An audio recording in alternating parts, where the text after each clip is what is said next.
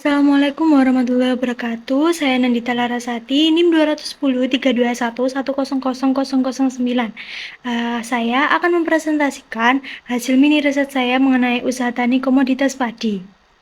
Studi kasus di Kabupaten Sidoarjo, Kecamatan Krian. Padi merupakan tanaman pertanian dan merupakan tanaman utama dunia yang nantinya akan menghasilkan beras.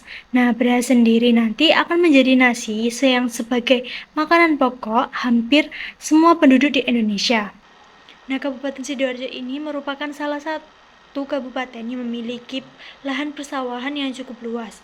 Namun, rata-rata kepemilikan petani oleh lahan ini hanya kurang lebih dari 1 hektar saja. Pendapatan petani pun masih belum memadai apabila dibandingkan dengan resiko dan usaha tani yang dilakukan. Oleh karena itu, perlu adanya analisis untuk mengetahui kelayakan usaha tani yang dilakukan. Nah, analisis ini dimulai dari menghitung penerimaan, pendapatan, biaya produksi, keuntungan, dan kelayakan usaha menggunakan RC rasio, BEP penerimaan, BEP harga, dan payback period.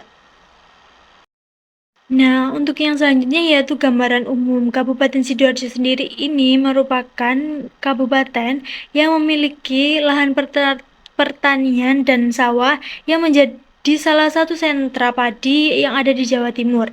Berpotensi juga sebagai pengembangan usaha yang ada di Kabupaten Sidoarjo.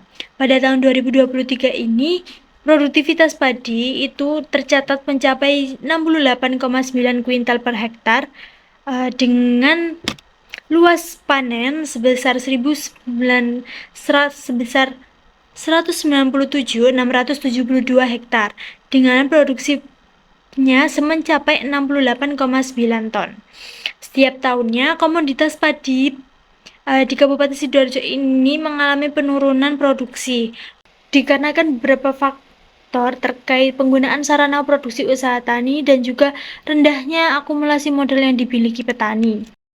Selanjutnya kita ke pembahasan. Nah, yang pembahasan ini yang pertama saya mencantumkan aspek non-finansial. Saya mencantumkan aspek non-finansial ini untuk menjadi acuan saat menghitung pada aspek finansial. Yang pertama, terdapat komoditas apa yang diusahatanikan, yaitu komoditas padi. Lalu luas lahan dan status kepemilikan. Nah, ini luas lahannya 250 meter kub persegi. Ya, ini ada 250 meter persegi dan lahannya milik sendiri. Lahan ini adalah milik dari Ibu Suliani. Ibu Suliani sendiri salah satu petani yang terdapat di Kabupaten Sidoarjo, khususnya di Kecamatan Krian. Nah, ini masa tanam komoditasnya adalah 3 bulan. Nah, untuk pemeliharaan yang dilakukan itu ada yang pertama yaitu penyemaian benih, yang kedua ada pembajakan yaitu persiapan lahan, lalu yang ketiga ada penanaman, yang keempat ada pemupukan, yang keenam ada panen dan pasca panen. Selanjutnya, kita akan memasuki ke aspek finansial. Nah, yang pertama kali kita cari adalah biaya produksi. Biaya produksi ini didapat dari biaya variabel ditambah biaya tetap plus biaya tenaga kerja. Yang pertama, yaitu biaya variabel. Biaya variabel ini dikategorikan sebagai biaya yang digunakan untuk membiayai barang yang habis dalam satu kali pakai atau dalam satu kali periode. Nah, itu ada yang pertama benih, lalu ada pupuk urea, ada pupuk lalu ada pupuk ponska, yang keempat ada insektisida, ada herbisida, dan juga ada skor. Nah, untuk biaya tetapnya sendiri ada sabit, ada cangkul, ada kompres, dan ada ember plastik. Nah, untuk biaya tenaga kerja dalam pengolahan lahan itu hanya ada 1 orang, yaitu anaknya Ibu Zuliana. Nah, ini diupahi sebesar 250.000. Lalu untuk penanaman ada 5 orang, ada 5 orang. Untuk penyemprotan dan pemupukan dilakukan oleh Ibu Zuliana sendiri. Nah, untuk pemanenan ini menggunakan kombi sehingga harus memesan jasanya kombi sebesar 1 juta. Nah, untuk totalnya sendiri dari biaya total biaya yaitu 2.361.500. Nah, yang kedua ada penerimaan.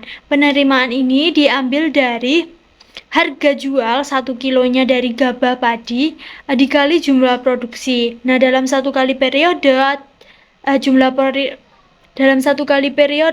produksi dari sawahnya Ibu Suliani ini sendiri ada 1.700 kg. Nah, untuk harga per kilogram gabahnya yaitu 5.500. Nah, apabila dikalikan 5.500 dikali 1.700 yaitu ada 9.350.000. Selanjutnya kita ke pendapatan. Pendapatan ini seperti untung. Nah, dalam satu kali periode itu pendapatannya didapat dari penerimaan dikurangi total cost. Nah, penerimaannya sendiri telah kita hitung tadi sebanyak 9.350.000 dikurangi total cost itu seperti biaya produksi. Biaya produksinya sendiri adalah 2.361.500. Jadi hasilnya keuntungan yang didapat oleh Bu Suliani dalam satu kali periode adalah 6.988.500. Nah, lalu selanjutnya kita ke analisis kelayakan. Analisis kelayakan yang pertama yaitu RC ratio. Nah, untuk RC ratio sendiri rumusnya adalah penerimaan dibagi total cost. Nah, untuk penerimaan sendiri kita 9.350.000 dibagi total costnya 2.361.500. Didapatkan hasil 3,95. Hasil 3,95 ini sudah memenuhi atau melampaui dari standar industri yaitu 1. Oleh karena itu, usaha tani yang dilakukan oleh Ibu Suliani ini dianggap layak untuk dijalankan. Nah, yang kedua ada BEP penerimaan. Nah, BEP penerimaan sendiri untuk rumusnya biaya tetap dibagi 1 minus biaya variabel penerimaan. Biaya tetapnya sendiri yaitu 46.000 dibagi 1 min 841.500 per 9.350.000. Nah, untuk hasilnya sendiri yaitu 50.549,45. Nah, selanjutnya yaitu BEP harga. Nah, untuk BEP harga ini rumusnya adalah total cost dibagi jumlah produksi. Nah, total cost-nya sendiri yaitu 2.361.500. Nah, untuk jumlah produksinya ada 1.700. Didapatkan hasil harganya adalah 1.389. Itu artinya dalam satu kali periode untuk menghasilkan balik modal atau tidak ada untung maupun tidak ada rugi dari Ibu Suliani ini, Ibu Suliani harus menjual dengan harga 1.389 untuk setiap kilonya.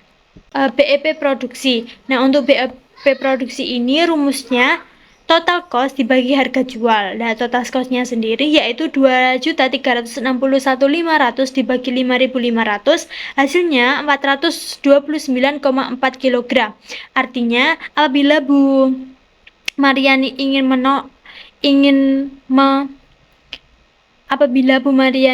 mendapatkan keuntungan, nah Bu Mariani ini harus menjual minimal 429,4 kg. Nah, 429,4 kg apabila terjual itu Bu Mariani ini akan balik modal, tidak untung maupun tidak rugi. Yang keenam ada payback period. Nah, untuk payback period ini rumusnya sama dengan investasi per kas bersih dikali 1 kali periode. Nah, untuk investasinya sendiri yaitu 2.361.500 dibagi 6.988.500 dikalikan 1 periode sama dengan 0,33 periode. Maksudnya Ibu Suliani akan mendapatkan keuntungan atau modalnya akan kembali dalam 0,33 periode. Nah, yang selanjutnya yaitu pembiayaan petani. Ibu Suliani ini mendapatkan modal dari dana pribadinya. Selanjutnya untuk modal-modal periode berikutnya diambil dari keuntungan produksi periode sebelumnya. dengan cara menjual sebagian hasil panen untuk membeli seperti pupuk, benih, dan kebutuhan-kebutuhan yang lain. Nah, kendala yang sering dihadapi oleh Ibu Suliani itu yaitu kurangnya modal. Kekurangan modal ini bisa terjadi apabila adanya gagal panen. Nah, dalam menghadapi kendala ini, strategi yang diterapkan oleh Ibu Suliani sendiri yaitu Ibu Suliani menabung hasil keuntungan dari periode sebelumnya agar apabila terjadi situasi yang seperti tadi masih bisa diatasi oleh tabungan sendiri. Selanjutnya yaitu resiko kelebihan dan kekurangan program asuransi dari usaha tani yang diterapkan. Nah, resiko yang dihadapi dari Ibu Suliana sendiri yang pertama seperti kekeringan. Nah, untuk kekeringan sendiri dari Ibu Suliani ini sudah punya cara untuk menanganinya, yaitu dengan cara bergotong royong dengan petani-petani sekitar untuk membangun irigasi. Nah, untuk yang kedua ada kebanjiran. Nah, untuk kebanjiran sendiri dari Ibu Mariani sudah punya solusi juga, yaitu membangun jalan air agar airnya itu cepat surut. Nah, yang ketiga ada OPT. Nah, untuk OPT sendiri dari Ibu Mariani hanya bisa dari Ibu Mariani sendiri hanya bisa menyiasati dengan menggunakan insektisida atau herbisida. Nah, untuk apabila ada program asuransi, kelebihannya untuk Ibu Suliana sendiri, yang pertama, Ibu Suliana itu tidak perlu khawatir mengenai adanya kekeringan, banjir, maupun OPT yang menyebabkan gagal panen. Karena asuransi itu bisa menutupinya. Lalu yang kedua, dengan adanya asuransi ini, Ibu Suliana dapat mengembangkan keterampilannya dengan menanam komoditas lain. Lalu untuk kekurangan apabila ada program asuransi yang diterapkan oleh Ibu Suliani, yang pertama itu prosesnya rumit dan panjang yang menyebabkan Ibu Suliana ini enggan untuk mengurus administrasinya. Lalu yang kedua ada proses pencairan asuransi yang lama sehingga apabila mengandalkan dari asuransi itu Ibu Suliana malah ketinggalan periode. Lalu yang ketiga ada pengetahuan mengenai asuransi dari sedikit. Saat ditanyai, Ibu Suliana ini belum mengerti bahwa ada asuransi untuk pertanian. Selanjutnya yaitu kerjasama atau mitra. Nah, Ibu Suliana ini tidak bekerjasama atau bermitra dengan pihak manapun. Kebutuhan, input maupun kebutuhan lain itu diberi dari toko yang ada di pasar. Itu pun tidak tetap dalam satu toko, tapi berpindah-pindah. Nah, lalu hasil panen ini memang dijual kepada satu tengkulak, tapi masih memungkinkan untuk Bu Suliani itu beralih ke tengkulak-tengkulak lain yang memiliki harga lebih tinggi. Nah, perusahaan besar yang dapat digandeng oleh Ibu Suliani ini seperti bisa pabrik beras Bramu Gurami yang banyak digemari itu maupun seperti Lajarele. Namun apabila ingin bermitra dengan perusahaan tersebut, Ibu Suliani itu harus bersedia untuk menanam benih dari yang telah disediakan oleh pabrik-pabrik tersebut. Nah, juga untuk kuantitasnya dari padi itu bisa ditingkatkan. Untuk perencanaan dari Ibu Suliana sendiri, yang pertama yaitu pemilihan lokasi dan persiapan lahan. Dalam aspek ini, Ibu Suliana ini akan menentukan waktu yang tepat untuk menyemai padi dan lokasi yang digunakan agar benih bisa tumbuh dengan baik. Lalu ada persiapan lahan. Persiapan lahan ini dilakukan dengan cara membajak sawah seperti dengan cangkul. Lalu yang kedua ada jenis komoditas. Jenis komoditas yang dipilih yaitu jenis komoditas yang telah ditanam di periode selanjutnya. Dikarenakan Ibu Suliana ini sering menyisihkan gabah 1-2 karung sebagai benih untuk masa tanam pada periode selanjutnya. Tapi tidak menutup kemungkinan Ibu Ibu Suliana ini akan membeli benih. Nah, untuk cara bercocok tanam ini biasanya benih akan dipindahkan pada saat sudah memasuki masa tandur bibit. dan dipindahkan ke lahan sawah yang sebenarnya.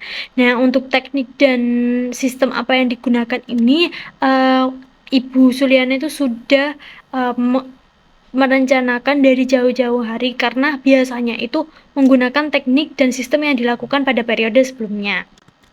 Nah, untuk pemupukan sendiri ini, Ibu Suliana ini juga sudah pada saat pemupukan ini Ibu Suryana ini sering sudah menyiapkan pupuk dari lama. Penyiapan pupuk ini dikarenakan subsidi dari pupuk pemerintah yang waktunya tidak jelas, sehingga sekali ada maka dari Ibu Suryana itu langsung membeli gitu. Nah, untuk panennya sendiri karena memasuki masa panen, maka Ibu Suliana ini segera menghubungi jasa Kombi untuk menentukan tanggal dan bernegosiasi. Nah, Ibu Suliana sendiri juga akan menyiapkan karung-karung untuk tempat padi yang telah dipanen. Nah, untuk pasca panennya sendiri, sebelum menjual padinya, Ibu Suliana akan mencari tahu tuh tengkulak mana yang memiliki harga yang paling tinggi. Apabila padi tidak dijual, maka apabila padi tidak dijual dalam bentuk gabah, maka akan dijemur dan diseleb, kemudian akan dijual dalam bentuk beras. Untuk penutup sendiri, berdasarkan riset yang telah dilakukan, dapat disimpulkan bahwa berdasarkan aspek dari finansial diperoleh keuntungan dari usaha tani yaitu sebesar 6.988.500 dengan nilai RC rasio yaitu 3,95, lebih besar dari 1, sehingga usaha tani dikatakan layak untuk dijalankan. Nah, model yang dikeluarkan oleh Ibu Suliana sendiri kembali dalam 1 kali periode tanam. Dalam usaha tani ini, Ibu Suryana mendapatkan modal dari uang pribadi dan pendapatan dari periode sebelumnya. Ibu Suryani masih belum bermitra dengan pihak manapun dan juga tidak menjalankan program asuransi dari pemerintah. Nah, sekian dari saya. Saya ucapkan mohon maaf apabila ada kesalahan kata. Akhir kata, wassalamualaikum warahmatullahi wabarakatuh.